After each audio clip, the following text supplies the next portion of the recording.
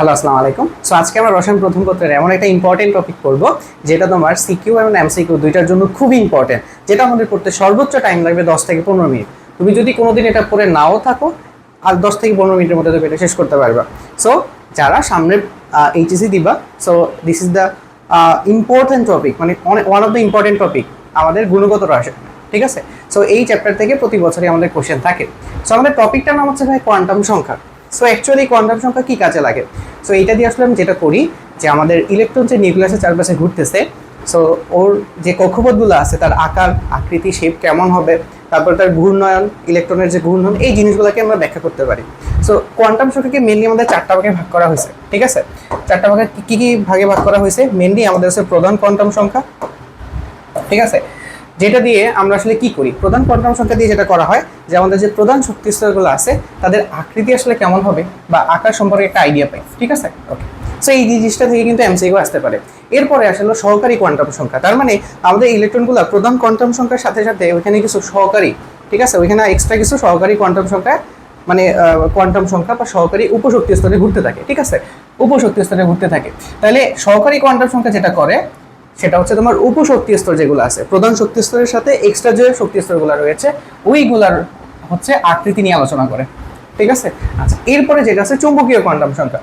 চুম্বকীয় কোয়ান্টাম সংখ্যা কি করে যে আমাদের যে উপশক্তি স্তরগুলো যে আছে তাদের ত্রিমাত্রিক যে বিন্যাসটা কেমন, আসলে 3D বিন্যাসটা কেমন হবে, ঠিক আছে, ওই বিন্যাসটা নিয়ে আলোচনা করা হচ্ছে আমাদের কোয়ান্টাম সংখ্যা। ঠিক আছে, অ্যান্ড কোয়ান্টাম সংখ্যা থেকে চুম্বকীয় কোয়ান্টাম সংখ্যা, এই চুম্বকীয় কোয়ান্টাম সংখ্যা থেকে আমরা এখানে একটা জিনিস বের করতে পারি, সেটা হচ্ছে অরবিটাল সংখ্যা। আমরা সামনে দেখবো এটা।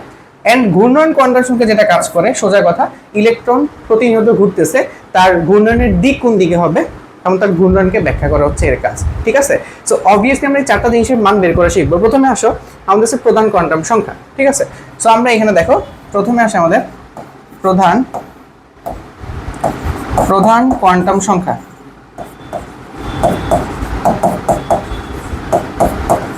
যেটাকে আমরা নর্মালি এন দিয়ে প্রকাশ করি। ঠিক আছে, এন দিয়ে প্রকাশ করি। তাহলে এন এর বিভিন্ন মান থাকতে পারে। ধরো এন এর মান হচ্ছে 1, এন এর মান হচ্ছে 2।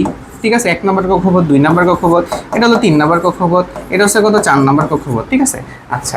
সো এন এর মান যদি 1 হয়, এটাকে তুমি এভাবে কে দিয়ে প্রকাশ করা হয়, এল দিয়েও প্রকাশ করা হয়, এম দিয়ে প্রকাশ করা হয়, এন দিয়ে প্রকাশ করা হয়। তার মানে দেখো সিরিয়ালটা একটু খেয়াল করো, কে দিয়ে নর্মালি 1 নম্বর বোঝায়, এল দিয়ে 2 নম্বর, এম দিয়ে হচ্ছে 3 নম্বর, আর এন দিয়ে হচ্ছে 4 নম্বর। সো মাঝে মাঝে এই সিম্বলগুলো দেওয়া থাকবে কোয়েশ্চেনে, তোমাকে এগুলোকে আইডেন্টিফাই করতে হবে। ঠিক আছে, আচ্ছা। এটা গেল প্রধান কোয়ান্টাম সংখ্যা। এখন আরেকটা খুব ইম্পর্টেন্ট টপিক, সেটা হচ্ছে সহকারী কোয়ান্টাম সংখ্যা। ঠিক আছে, তো সহকারী যে কোয়ান্টাম সংখ্যা আছে,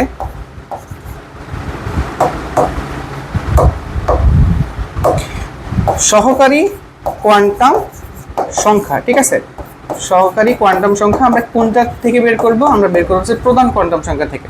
তো প্রধান কোয়ান্টাম সংখ্যা এন এর উপর ভিত্তি করে সহকারী কোয়ান্টাম সংখ্যা পাওয়া যায়। এটার যে রেঞ্জ কিভাবে বের করে ভাই, 0 থেকে n-1 পর্যন্ত, n-1 পর্যন্ত। এখন এটা দিয়ে আসলে কি বোঝায়? অ্যাকচুয়ালি দেখো এখানে কিন্তু n এর কিছু ভ্যালু আছে। এখানে অ্যাকচুয়ালি আমি সহকারী কোয়ান্টাম সংখ্যা যেটাকে আমি এল দিয়ে প্রকাশ করি, ওইটার এল এর মান বের করব। এখানে এন এর মান দেওয়া আছে, এখানে আমি এল এর মান বের করব। তাহলে এল এর যে মান হবে 0 থেকে n-1 পর্যন্ত। তার মানে ধরো আমাদের এন যদি 1 হয়, তাহলে এল এর মান কত হইতে পারে দেখো তো, 0 থেকে n-1 পর্যন্ত, মানে 0 হবে, আর 1-1 তো 0 হয়, তার মানে শুধু 0 হবে। ঠিক আছে, সেটাকে আমি বলতে পারি এস। ঠিক আছে, এই উপশক্তি স্তরের নাম হচ্ছে কি, এস। ওকে, সেম ভাবে এন এর মান যদি আমাদের 2 হয়, তাহলে এল এর মান কত হবে? ঠিক আছে, 0 থেকে n-1 মানে 0 হবে, আর n-1 মানে কত, 2-1 হবে। ঠিক আছে, আচ্ছা।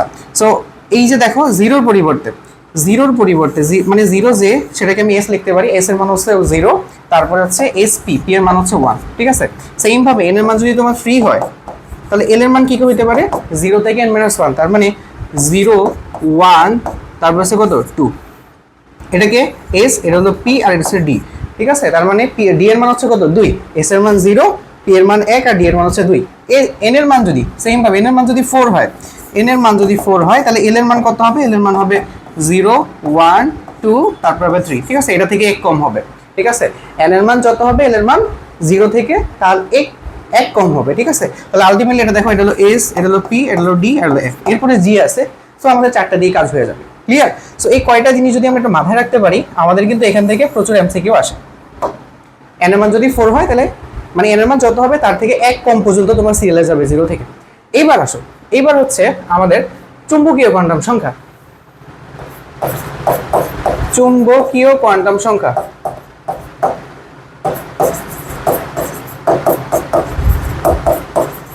এখন দেখো আমরা যখন এল এর মান বের করছি, আমরা কার মান বের করছি, আমরা যখন এল এর মান বের করছি তখন বের করছি এন থেকে। আর চুম্বকীয় কোয়ান্টাম সংখ্যা যখন এম এর মান বের করব তখন আমরা সেটা বের করব হচ্ছে এল থেকে। এটা মনে রাখবা, এম এর যে ভ্যালু আসে, এম এর যে ভ্যালু আসবে, এম এর মান, আমি তো ইয়াটা চেঞ্জ করে নিই, এম এর মান হবে এল থেকে মাইনাস এল থেকে এল পর্যন্ত, মাইনাস এল থেকে এল পর্যন্ত। ক্লিয়ার, বুঝাই গেছে? আচ্ছা, তার মানে এম এর মানটা ডিপেন্ড করে হচ্ছে এল এর উপর। এখন ধরো আমি বললাম এল এর মান, ধরো আমি তোমাকে বললাম যে সাপোজ এখানে যে কোনো এল এর মান 2 হইতে পারে, 2 মানে হচ্ছে ডি। সো আমি বললাম ডি, ডি ঠিক আছে, আমি বললাম ডি, তাহলে ডি, ডিতে হচ্ছে কত, ডিতে আমার এল এর মানটা কত, ডি মানে হচ্ছে এল এর মান হচ্ছে 2, এল এর মান যদি 2 হয় তাহলে এম এর মানটা কত হইতে পারে দেখো তো, এম এর মানটা হইতে পারে যে -2, দেখো মাইনাস এল থেকে এল পর্যন্ত, তাহলে -2 হবে, তারপরে কত -1, তারপরে কত 0, তারপরে কত 1, তারপর হচ্ছে 2। ঠিক আছে, তাহলে এখানে কয়টা অরবিটাল পাওয়া যায়, টোটাল অরবিটাল পাওয়া যাইতেছে 5টা। ঠিক আছে, টোটাল অরবিটাল কয়টা, 5টা। সেম ভাবে আমি যদি বলি যে ডি এর মান হচ্ছে, সরি, সেম ভাবে আমি ধরো পি অরবিটাল নিলাম, তাহলে পি অরবিটাল মানে কত, যে এসপি, পি এল এর মান হচ্ছে 1, তাহলে আলটিমেটলি দেখো তো এম এর মান হবে -L থেকে L পর্যন্ত, তার মানে -1, 0 আর হচ্ছে কত 1। তো আলটিমেটলি এখানে কয়টা অরবিটাল সংখ্যা, কত, 3টা। অরবিটাল কয়টা, 3টা, আর অরবিটাল কয়টা, 5টা। ঠিক আছে, সো আমরা আলটিমেটলি এখানে কি বের করলাম ভাই, অরবিটাল সংখ্যা, অরবিটাল সংখ্যা। ঠিক আছে, সো এই যে অরবিটাল সংখ্যা বের হইছে, একটা কথা মাথায় রাখবে, একটা অরবিটালে 2টা ইলেকট্রন থাকতে পারে, একটা অরবিটালে 2টা ইলেকট্রন থাকতে পারে। তাহলে এখানে ইলেকট্রন সংখ্যা কত হবে, এখানে ইলেকট্রন সংখ্যা কত হবে, ইলেকট্রন সংখ্যা এটার জন্য হবে, মানে ইলেকট্রন সংখ্যা হবে 3 × 2, 6টা। ঠিক আছে, আর এখানে ইলেকট্রন সংখ্যা কত হবে, যে 5 × 2, তার মানে কত, 10। ঠিক আছে, এটা হচ্ছে কি সংখ্যা, এটা হচ্ছে ভাই আমার ইলেকট্রন সংখ্যা। ঠিক আছে, এই যে এটা, এইটা আর এইটা, এটা, এই দুটো হচ্ছে কি সংখ্যা ভাই, ইলেকট্রন সংখ্যা। ক্লিয়ার? সো এই কতগুলো জিনিস মাথায় রাখলে কিন্তু হয়ে গেছে। এখানে ছোটখাটো কতগুলো জিনিস আমি অ্যাড করব, সেটা হচ্ছে দেখো আমরা এখানে অরবিটাল সংখ্যা নিয়ে কথা বলতেছি, ইলেকট্রন সংখ্যা নিয়ে কথা বলতেছি। হ্যাঁ, তো এইগুলাকে আমি ফর্মুলা দিয়েও বের করতে পারি, এটা আমরা নেক্সট ছকে দেখে ফেলবো, এখানে আহামরিয়ার কিছু নাই। হ্যাঁ, আর একটা জিনিস আমাদের লাস্ট অফ অল আছে, সেটা হচ্ছে এল, এন এর মান বের করছি, এল এর মান বের করছি এম, এখন হলো এস। ঠিক আছে, সো এটা হচ্ছে ঘূর্ণন কোয়ান্টাম সংখ্যা বা স্পিন কোয়ান্টাম সংখ্যা বলে এটাকে। সো ঘূর্ণন কোয়ান্টাম সংখ্যা, এটার মধ্যে আহামরি কিছু নাই। এটা যেটা বলে যে ধরো কোনো ইলেকট্রন যদি জোড়ায় জোড়ায় থাকে, জোড়ায় জোড়ায় ইলেকট্রন থাকে, তাহলে তার একটা স্পিন হবে +½ আর একটা স্পিন হবে -½ ঠিক আছে, সো -½ আর +½ কেন হয় এগুলো আমরা মানে বেসিক লেকচারে আলোচনা করব। ঠিক আছে, ওকে। সো এক জোড়া যদি হয় তাহলে মানে এক জোড়ায়, ঠিক আছে, জোড়ার মধ্যে কি হবে, জোড়ায়, সো জোড়ার মধ্যে কি হবে, যে জোড়ার মধ্যে এরকম হবে, একটা হবে +½ আর একটা হবে কি, একটা +½ আর একটা হবে কি -½ জোড়া জোড়া কোনগুলো থাকে, এই যে আমরা অরবিটাল বলছি না, একটা অরবিটালে 2টা করে ইলেকট্রন থাকে। এবার আসো আমরা একটা ছক করবো, যেটা আমাদের পরীক্ষার জন্য খুব ইম্পর্টেন্ট। আমাদের টার্গেট থাকবে কি, যে পরীক্ষায় আমাদের যেটা দেওয়া থাকবে, যে একটা প্রধান শক্তি স্তর দেওয়া থাকবে যার কোনো ভ্যালু প্রোভাইড করা থাকবে, সেখান থেকে আমি তার অল ডিটেলস বের করব। তার মানে এন থেকে আমরা হচ্ছে এল এর মান, তারপরে হচ্ছে এম এর মান, তারপরে এস এর মান বের করব, প্লাস ইলেকট্রন সংখ্যা, অরবিটাল সংখ্যা, তারপরে উপশক্তি স্তরে কতগুলো অরবিটাল আছে, উপশক্তি স্তরে কতগুলো ইলেকট্রন আছে, প্রধান শক্তি স্তরে কতগুলো অরবিটাল, প্রধান শক্তি স্তরে কতগুলো ইলেকট্রন, সবগুলো বের করব। এখন কথা হচ্ছে আমরা এখানে সবগুলো শিখবো, কিন্তু এক্সামে কি সবগুলো আসে না, সবগুলো একসাথে আসে না, কিছু পার্ট তোমাকে বের করতে বলে, তাহলে ওই পার্টগুলো তুমি এখান থেকে বের করবে। ঠিক আছে, আচ্ছা এইবার দেখো আমি ধরে নেই যে এন এর মান 4 ধরে হিসাব করে দিই। হ্যাঁ, n = 4, তাহলে আমি ধরলাম কক্ষপথের নাম, সো এটা আমি দিলাম KLMN। ঠিক আছে, n, তো n কক্ষপথের জন্য n এর মান হচ্ছে 4 হয়, তাহলে আমি বাকি সবকিছু বের করব। প্রথমে দেখো আমাকে কি বের করতে বলছে, প্রধান কোয়ান্টাম সংখ্যা। তাহলে প্রধান কোয়ান্টাম সংখ্যা, আচ্ছা আমি যেটা লিখেই ফেলছি এখানে। হ্যাঁ, আচ্ছা প্রধান কোয়ান্টাম সংখ্যার ক্ষেত্রে n এর মান কত হবে দেখো, যদি আমাদের কক্ষপথের নাম হয় n, তাহলে n এর মান হবে কত, 4। ঠিক আছে, আচ্ছা এটাকে আমি বানায় ফেলতেছি, বারবার এটা বানায় ফেলতেছি, এটা n হবে। ঠিক আছে, n = কত, 4। এখন n যদি 4 হয় তাহলে দেখো তো সহকারী কোয়ান্টাম সংখ্যা l এর মান কি কি হইতে পারে, এন এর মান কি, এল এর মান হয় মাইনাস কি 0 থেকে মাইনাস n - 1 পর্যন্ত। তাহলে প্রথমে দেখো 0 হবে, আচ্ছা 0 হবে ভাই, তারপরে কত 1 হবে, তারপরে কত 2 হবে, তারপরে কত 3 হবে, ঠিক আছে 0 1 2 3। এখন এখানে আমরা সহকারী কোয়ান্টাম সংখ্যা বের করছি, উপশক্তি স্তরে আমি নাম দিব, নামগুলো কি দেওয়া যায় না? হ্যাঁ, আমরা জানি 0 যেটা হয় সেখানে s থাকে উপশক্তি স্তরে, যেখানে আমাদের 1 থাকে সেখানে হচ্ছে কি p হয়, যেখানে 2 সেখানে হচ্ছে d হয়, আর যেখানে 3 সেখানে হচ্ছে f হয়। তো এগুলোর যদি উপশক্তি স্তরের নাম দাও, সাথে তুমি প্রধান শক্তি স্তরটা রেখে দিবা। তার মানে এটা যদি আমি বলি 4s, তার মানে বুঝাইতেছে s যে উপশক্তি স্তরটা রয়েছে সেটা কার, 4 এর, ঠিক আছে, মানে 4 নম্বর প্রধান শক্তি স্তরের। সো সেম ভাবে এটা কি 4p, এটা হচ্ছে 4d, এটা হচ্ছে 4f। 3 থাকলে তুমি 3 বসাইটা, 2 থাকলে তুমি 2 বসাইটা, ঠিক আছে। এইবার দেখো, এবার বলছে আমাদের চুম্বকীয় কোয়ান্টাম সংখ্যা m এর মান ভাই কার উপর ডিপেন্ড করে, l এর উপর ডিপেন্ড করে। তাহলে l এর মান যদি 0 হয়, m এর মানও 0, -0 থেকে +0। আচ্ছা, আর এটা যদি 1 হয় তাহলে কত হবে, যে দেখো -l থেকে +l, তার মানে -1, তারপরে কবে 0, তারপরে হবে কত -1। সেম ভাবে দেখো তো 2 এর মানে l এর মান যদি কত 2 হয়, 2 হলে কত হবে -2, -1, তারপরে 0, তারপরে হচ্ছে কত 1, তারপরে হচ্ছে কত 2। হ্যাঁ দেখো কয়টা হয়েছে, 5টা হয়েছে। সেম ভাবে যদি 3 হয়, 3 হলে কত হবে, 3 হলে হবে যে আমাদের -3, -2, -1, তারপর হচ্ছে 0, তারপর হচ্ছে 1, তারপর হচ্ছে 2, তারপর হচ্ছে 3। কয়টা হয়েছে, 7টা হয়েছে, ঠিক আছে 7টা হয়েছে। এবার আসো, আমরা এখানে কি করছি, যে চৌম্বকীয় কোয়ান্টাম সংখ্যা m এর মানগুলো বের করছি, কি বের করছি মান। এখন আমাকে বলছে যে উপশক্তি স্তরে অরবিটাল সংখ্যাগুলো কত হবে। আচ্ছা, তাহলে আমাদের যতগুলো m এর মান ততগুলো অরবিটাল, যতগুলো m ততগুলো অরবিটাল। তাহলে এখানে কয়টা, m এর মান একটা, তাহলে অরবিটাল হচ্ছে একটা, m এর মান 3টা, তাহলে অরবিটাল হচ্ছে 3টা, m এর মান 5টা, অরবিটাল হচ্ছে 5টা, m এর মান 7টা, অরবিটাল হচ্ছে 7টা, ঠিক আছে, বুঝা গেছে, একদম সিম্পল। এবার বলছে স্পিন কোয়ান্টাম সংখ্যা। তো আমরা জানি দেখো যে স্পিন কোয়ান্টাম সংখ্যা কি বলে, এখানে একটা অরবিটালে 2টা ইলেকট্রন থাকে, তার মানে এখানে দেখো যে প্লাস মাইনাস হাফ, ঠিক আছে এরকম থাকবে না, মানে এক জোড়া, এখানে কত এক জোড়া, এখানে দেখো এখানে কি প্লাস মাইনাস হাফ থাকবে। অরবিটাল কয়টা এখানে বলো, 3টা, 3টা অরবিটালে কয়টা ইলেকট্রন থাকে, 6টা ইলেকট্রন থাকে, তার মানে এখানে 3 সেট থাকবে, তাই না, এটাকে আমি 3 সেট দিয়ে প্রকাশ করতে পারি, মানে 3 সেট এরকম প্লাস মাইনাস হাফ থাকবে। এখানে কত থাকবে ভাই, এখানে থাকবে 5 সেট প্লাস মাইনাস হাফ, ঠিক আছে। আচ্ছা, এখানে থাকবে কত, 7 সেট প্লাস মাইনাস হাফ থাকবে, বুঝা গেছে, ক্লিয়ার, ওকে। এবার দেখো, এবার বলছে উপশক্তি স্তরে আমি মানে s এর মান বের করলাম, এখানে উপশক্তি স্তরে অরবিটালের সংখ্যা বের করছে, এখানে বলছে উপশক্তি স্তরে ইলেকট্রন সংখ্যা বের করতে। তো আমরা কি জানি যে উপশক্তি স্তরে যতগুলা অরবিটাল থাকে তার ডাবল ইলেকট্রন থাকে, তাহলে 1 এর জন্য ইলেকট্রন হবে 2, 3 এর জন্য ইলেকট্রন হবে 6, 5 এর জন্য ইলেকট্রন হবে 10, আর 7 এর জন্য ইলেকট্রন হবে 14, ঠিক আছে। আচ্ছা, সো এখানে একটা সিগনিফিকেন্স বুঝাইতেছে কি ভাই, যে প্রতি শক্তি স্তরে ইলেকট্রন সংখ্যা যত 2, 6, 10, এটা আমি বের করলাম উপশক্তি স্তরে। তার মানে s অরবিটাল হচ্ছে সর্বোচ্চ 2টা ধরতে পারে, আর p অরবিটাল হচ্ছে সর্বোচ্চ 6টা ধরতে পারে, d অরবিটাল হচ্ছে সর্বোচ্চ 10টা, আর f অরবিটাল হলো সর্বোচ্চ 14টা ইলেকট্রন ধরতে পারে।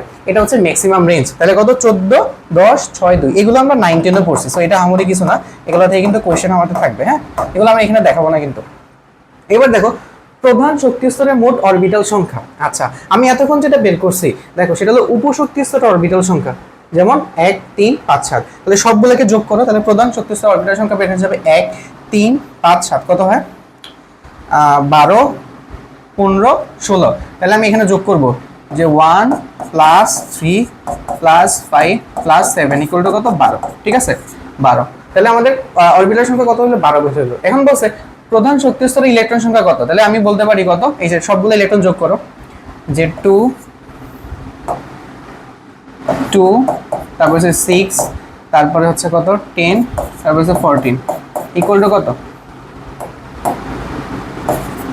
সবগুলো যোগ করলে 32 আসে, ঠিক আছে। দেখো এখানে একটা জিনিস ভুল লিখছি না, এটা যোগ করলে তো 16 আসে, বলছি 16 লিখছি এবার। হ্যাঁ, ওকে। সো দিস ইজ যে এই গ্রাফটা যদি আমরা ভালোভাবে বুঝে ফেলি, আমাদের যে কোনো টাইপ দিলে সবকিছু করতে পারবো। এখানে দুইটা জিনিস আছে, আবার একটু খেয়াল করো। আমরা এই যে এল এর মান, এটাতে কোনো প্রবলেম নাই।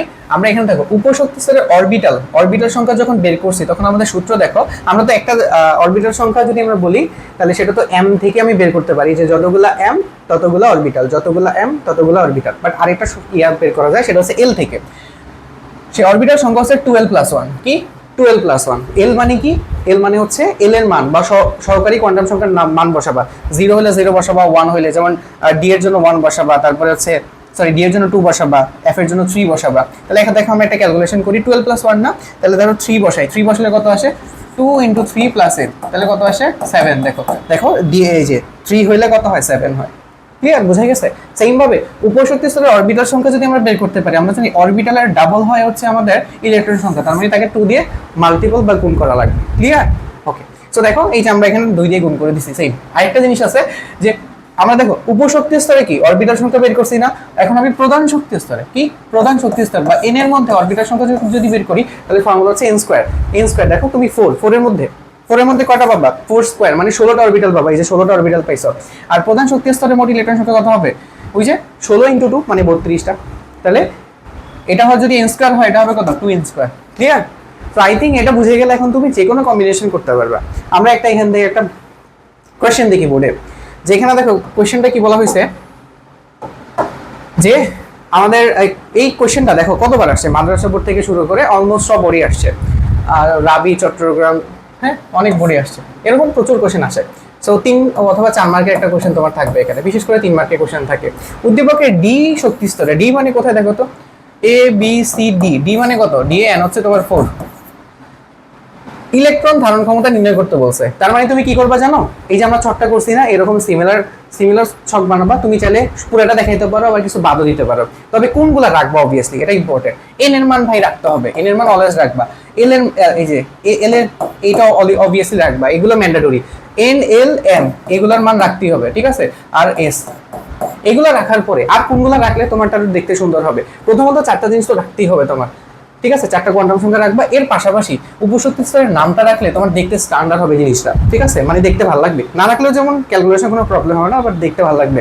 আর কি রাখবে এখানে, আরেকটা খুব ইম্পর্টেন্ট, সেটা যেহেতু আমাকে কোয়েশ্চেনটা কি করছে দেখো, কোয়েশ্চেন বলছে ডি শক্তি স্তরে মানে n4 এর জন্য হিসাব করতে, তাই না?